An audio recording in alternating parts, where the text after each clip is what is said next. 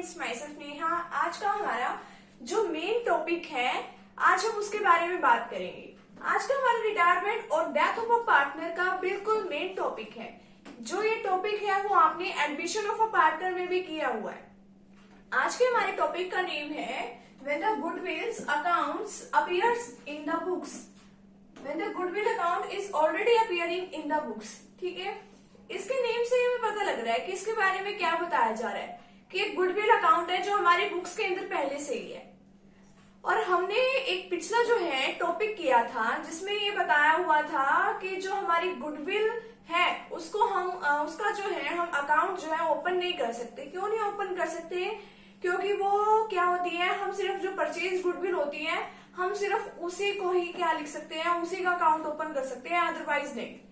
अब ये दिखा रहा है कि जब किसी पार्टनर की रिटायरमेंट होती है तो तब हमें क्या पता चलता है, बैलेंस शीट के अंदर अगर हम देखते हैं हमें पता चल रहा है कि हमारा एक गुडविल अकाउंट पहले से ही है।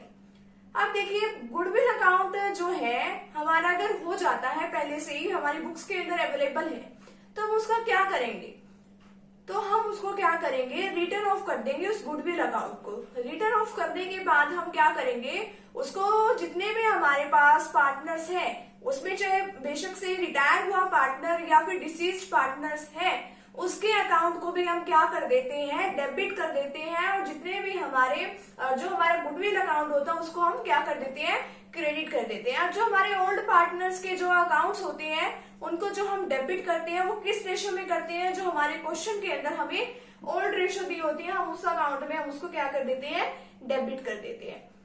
अभी हम इसके बारे में सीखेंगे कि इसकी जर्नल एंट्री क्या होती है। इससे पहले अगर आप मेरे चैनल पे न्यू है तो चैनल को सब्सक्राइब, लाइक एंड वीडियो को शेयर जरूर कर दीजिएगा अपने दोस्तों के पास। तो चलिए देखते हैं कि इसकी जर्नल एंट्री जो है वो क्या है।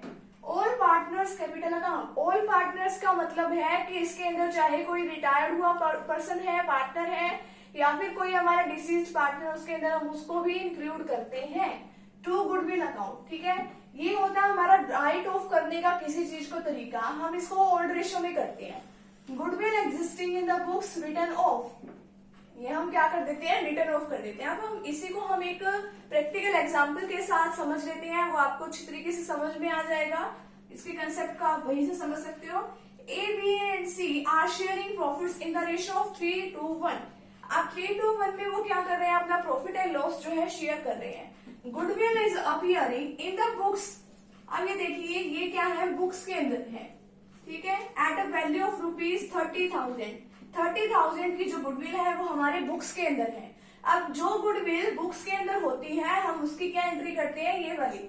जितने भी हमारे पार्टनर्स होते हैं उनके कैपिटल अकाउंट को हम डेबिट कर देते हैं और गुडविल को हम क्या कर देते हैं, क्रेडिट करते हैं। अब इसमें से कौन रिटायर हो रहा है, ए, बी, सी। हमारे पास 3 पार्टनर थे और रिटायर कौन हो रहा है, बी हो रहा है retire. B retires and on the day of B's retirement goodwill is valued at ₹90,000।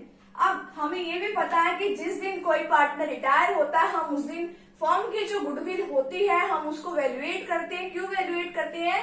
क्योंकि हमें जो उसकी गुडविल है, क्योंकि गुडविल को अर्न करने में उसके भी एफर्ट्स लगे हुए हैं, हमें उसका भी शेयर जितना भी गुडविल में आता है हमें क्या करना पड़ेगा, उसको देना पड़ेगा। वो गुडविल का शेयर किस रेशो में देना पड़ेगा, उसकी गेनिंग रेशो में देना पड़ेगा।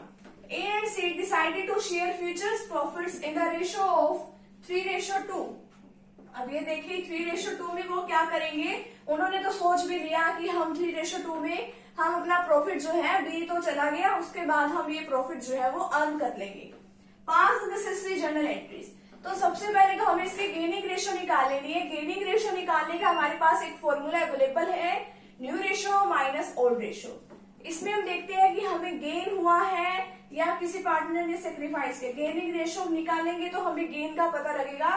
गेनिंग रेशो जो है हम जो हमारे कॉन्ट्रीब्यूटिंग पार्टनर्स है उसी की निकालते हैं। ए इज गेन, क्योंकि गेन तो उन्हें ही होता है। अब जो रिटायर पार्टनर उसे थोड़ी ना कहीं गेन करने आएगा वो। ए को कितना गेन हुआ, न्यू रेशो में से। न्यू रेशो कितनी है, ए और सी की 3:2 है। तो 3/5 माइनस इसकी ओल्ड रेशो क्या है, 3/6। 3/6 किस तरीके से, 3 + 2 + 1 3/6। इसका एलसीएम लिया तो 3/20 जो है हमारे पास ए का गेन आ गया। इसी तरीके से ये हमारे पास सी का गेन आ जाएगा, सीज गेन्स जो हमारी इसकी न्यू रेशो है वो कितनी है, 2/5 है। 2/5 में से हम इसको क्या लेस कर देंगे, 1/6 को लेस कर देंगे, और 1/6 का फिर एलसीएम लेने के बाद कितना आ जाएगा, 7/30। यानी कि इनकी जो गेनिंग रेशो है वो कितनी है हमारे पास, 3:7। ठीक है, ये हमारे पास इनकी गेनिंग रेशो है। अब हम इसके बाद इसकी करते हैं जर्नल एंट्रीज। अब एक तो वो थी कि जो हमारी बुक्स के अंदर थी, वो कितने की थी, 30,000 की थी, और वो हमें जितने भी पार्टनर्स हैं हम उन सभी के अकाउंट को डेबिट कर देंगे और गुडविल के अकाउंट को क्रेडिट कर देंगे। जितने भी पार्टनर्स ए बी सी, चाहे बी बेशक से रिटायर भी क्यों ना हो रहा हो, क्योंकि हमें इसको ओल्ड रेशो में करना है।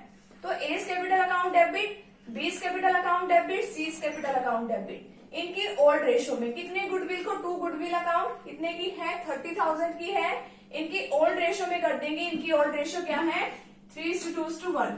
तो इसमें हमने इसको डिवाइड किया, 30,000 मल्टीप्लाई 3/6, 30,000 मल्टीप्लाई 2/6, 30,000 मल्टीप्लाई 1/6 किया, तो ये वाली अमाउंट आ जाएगी 15,000, 10,000 एंड 5,000। ठीक है, ये तो था कि हमने जो है बुक्स के अंदर जो गुडविल थी उसकी एंट्री करी।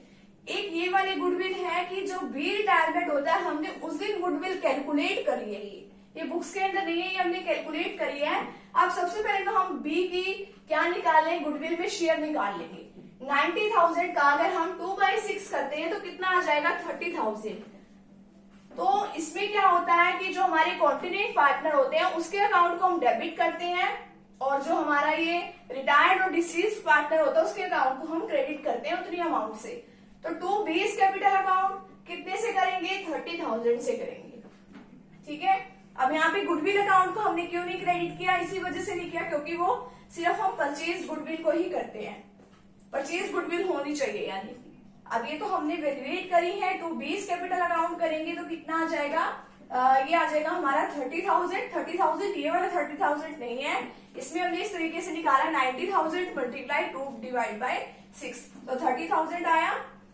और इसमें हमने क्या किया, ये जो हमारी गेनिंग रेशो है उसके अंदर हमने इसे डिवाइड कर दिया। गेनिंग रेशो किसकी थी, ए और सी की थी, तो S capital account debit, seize capital account debit. तो 30,000 का हमने 3/10 किया 9,000, और 30,000 का हमने 7/10 किया तो 21,000 जो है हमारे पास ये आ गया। इसी तरीके से आज का हमारा टॉपिक जो है वो यहीं पे कंप्लीट होता है। मिलते हैं नेक्स्ट वीडियो के साथ, और चैनल पे न्यू है तो चैनल को लाइक एंड सब्सक्राइब जरूर कर दीजिएगा। Thank you very much.